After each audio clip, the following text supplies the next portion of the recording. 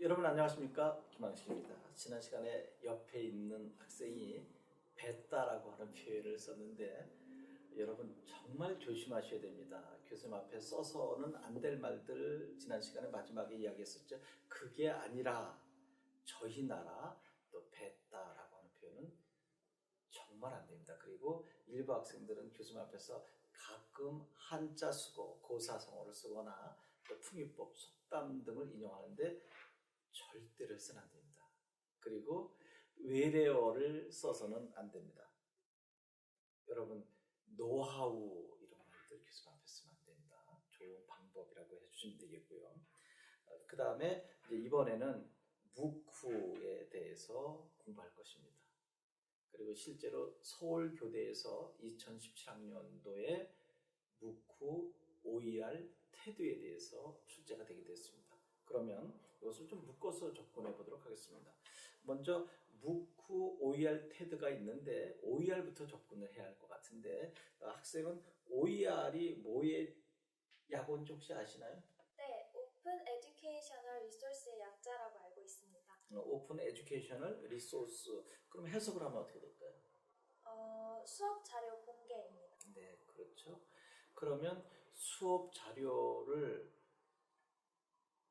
영상 강의일 수도 있고 또 그냥 학습 자료일 수도 있고요. 그럼 이것은 교육자도 중요하지만 또 교수자도 중요할 것 같아요. 그러니까 교수자 가르쳐주는 사람이나 또 교육을 받는 사람들 모두 다 중요한 자료가 될 것 같은데 이거에 긍정적 부정적 측면이 있을 것 같은데. 네, 우선 긍정적인 측면은 학생들이 다양한 수업을 훨씬 더 쉽게 접할 수 있다는 것입니다. 인터넷을 통해서 여러 가지 강의나 수업 자료를 봄으로써 학생들이 좀 더 풍부한 경험을 쌓을 수 있을 것이라고 생각합니다.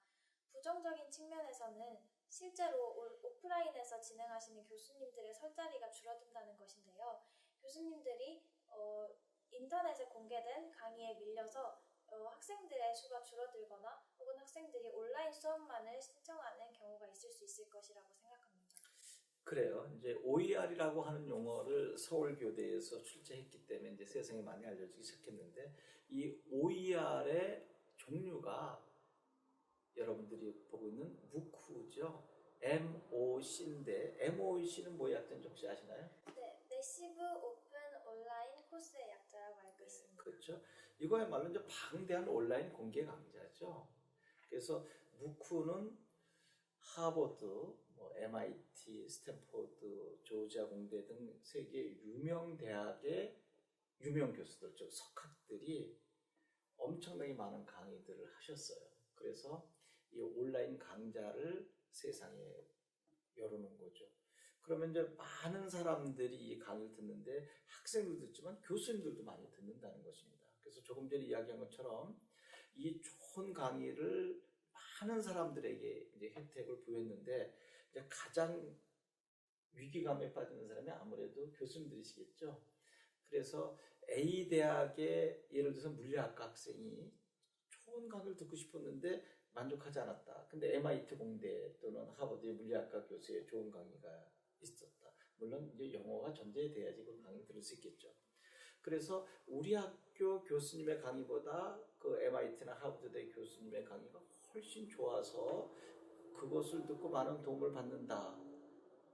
그러면 우리 학교 교수님의 도움도 받고 외국 교수의 도움도 받는다면 좋은데 자칫 우리의 대학 교수님을 부정한다거나 그리고 외국 교수의 강의만 맹목적으로 따라간다라고 했을 때 교수님들의 권위는 본의 아니게 실추될 것이고 또 교수님들도 엄청난 상실감에 빠질 것 같거든요. 가장 바람직한 것은 우리 학교 교수님의 강의도 잘 듣고 그리고 외국 교수의 강의가 플러스 알파가 되면 좋겠고요.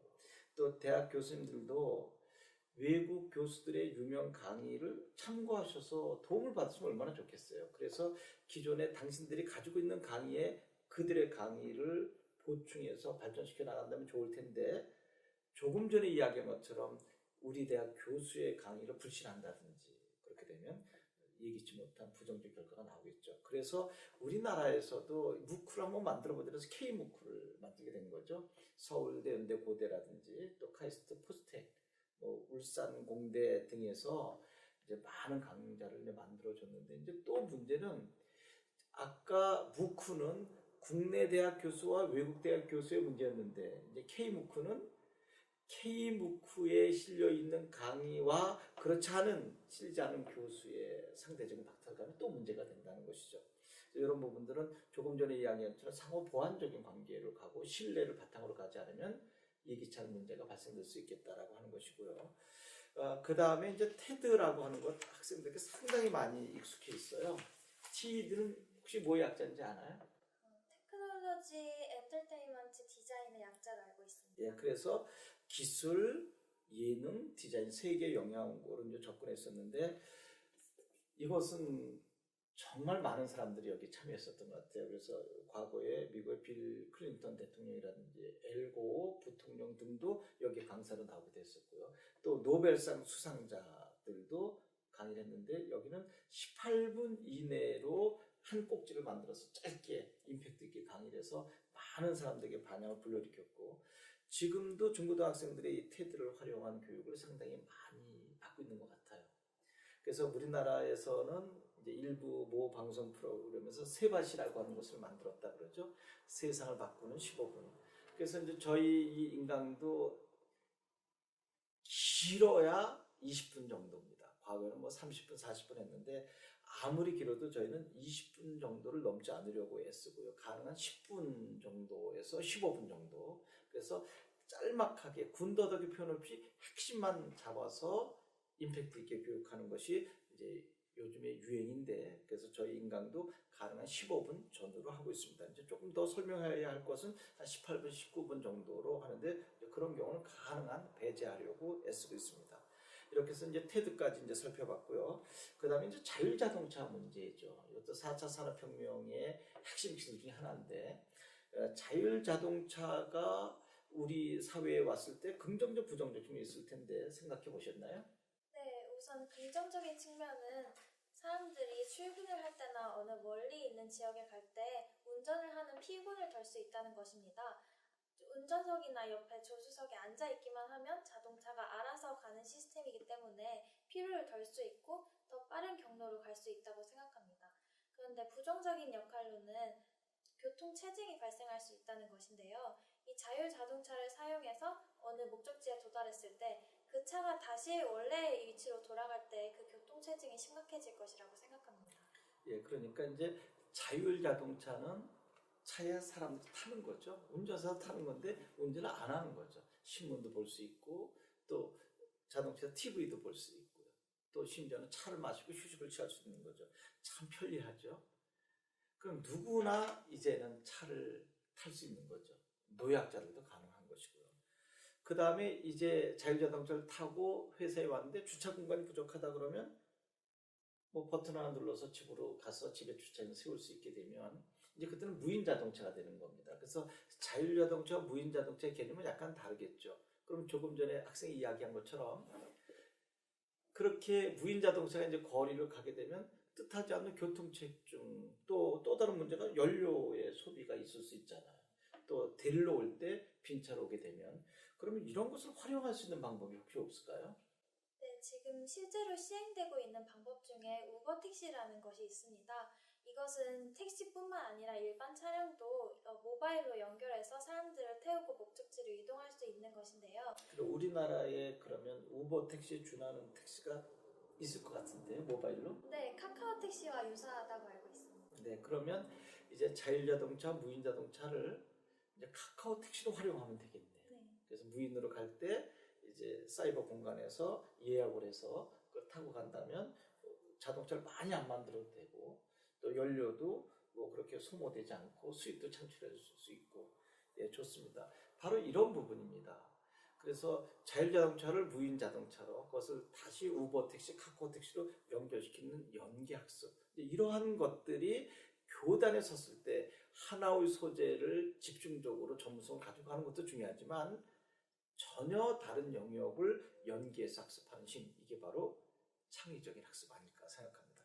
이제 이번 시간을 마지막으로 브렉시트 앞에서 살짝 거론했었습니다. 공동체 감행할 때 브렉시트에 대해서 아는 바를 이야기하고 이제 브렉시트로 인해서 세계에 어떤 부정적인 면이 있다면 어떤 것이 있는지, 그리고 이 브렉시트가 우리 교단에 어떠한 영향을 끼칠 수 있는지까지 접근해 보실까요? 네, 브렉시트란 영국이 유럽연합에서 탈퇴한 것을 말하는데요. 이 원인으로 여러 가지 경제적 파장이 일고 있고, 또한 영국 역시 자국의 이익을 중심으로 생각했기 때문에 여러 나라의 비난을 받고 있습니다. 이것이 교육 현장에 도입되었을 때 공동체 의식 함양 교육과 연계될 수 있는데요.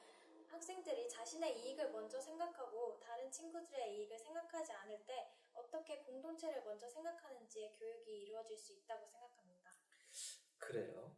그래서 공동체 의식 함양할 때 브렉시트 연결시켜 봤는데, 사실 영국의 EU 탈퇴의 가장 큰 수혜자는 미국 대선에 승리한 트럼프였었던 것 같아요.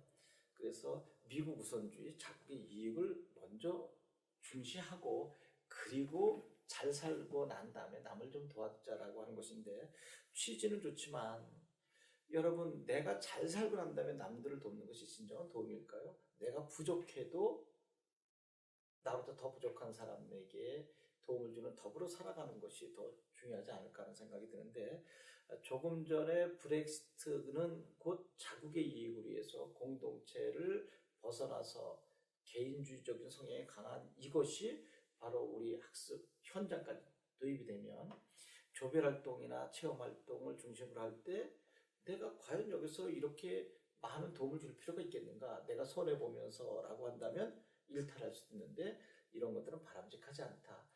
그 안에서 모두 행복하게 공동체 의식을 갖고 참여할 수 있도록 교육하는 것이 중요하다라고 하는 부분 인상 깊게 잘 들었습니다. 이렇게 해서 브렉시트까지 이번 시간에 살펴봤는데, 여러분들은 어떤 생각을 갖고 교수님 앞에 설 수 있는지 사실 듣고 싶습니다. 그래서 만약에 현강에서 여러분을 만난다면 브렉시트를 옆에 있는 학생처럼 여러분의 이야기 듣고 싶은데 그게 아쉬운데, 만약에 여러분들이 좀 하고 싶으면 저희 연구소 연락 주시면 여러분도 출연할 기회를 한번 드리도록 하겠습니다. 여러분 고맙습니다.